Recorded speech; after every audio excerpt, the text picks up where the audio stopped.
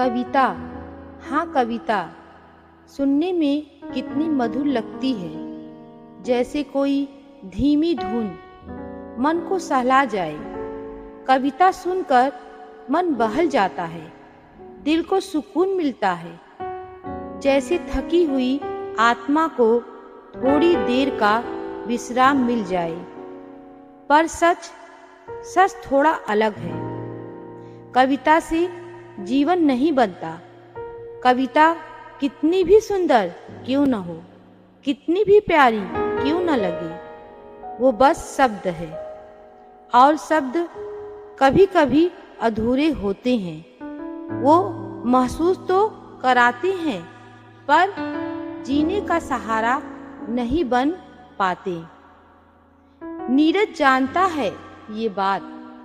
वो कविता सुनता है, उसे अपने भीतर उतारता है। हर पंक्ति में खुद को ढूंढता है, पर फिर भी कुछ कमी रह जाती है।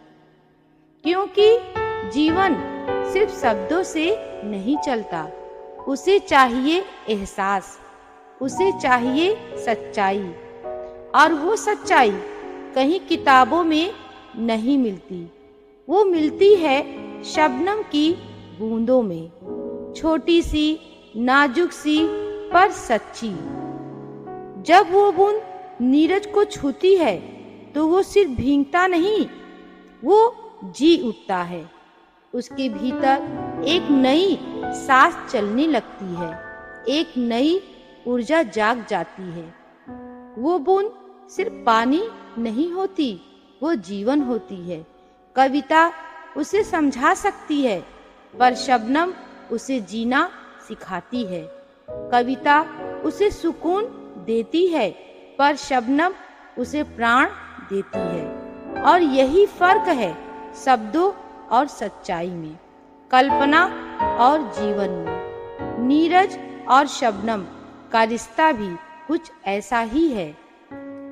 एक जो जीवन देती है और एक जो उसे महसूस करता है। वो बूंदें हर सुबह आती है, चुपचाप, बिना किसी आवाज के, बिना किसी दिखावे के। और नीरज उन्हें हर बार नए की तरह महसूस करता है, जैसे पहली बार जीना सीख रहा हो। वो समझ चुका है कि सच्चाई हमेशा बड़ी नहीं होती। कभी कभी वो बहुत छोटी होती है, बहुत नाजुक। जैसे शबनम की एक बूंद, पर उसी बूंद में पूरा जीवन छुपा होता है। कविता अब भी उसके पास है। वो उसे सुनता है, उसे महसूस करता है। पर अब वो जान चुका है कि कविता सिर्फ रास्ता दिखाती है। चलना तो खुद को ही पड़ता है। और उस रास्ते पर जो उसे थामे रखता है, वो कोई शब्द नहीं, वो कोई पंक्ति नहीं, वो है शबनम की वो बूंदें, जो हर दिन उसे नया बनाती है, उसे ताजगी देती है, उसे जिंदा रखती है।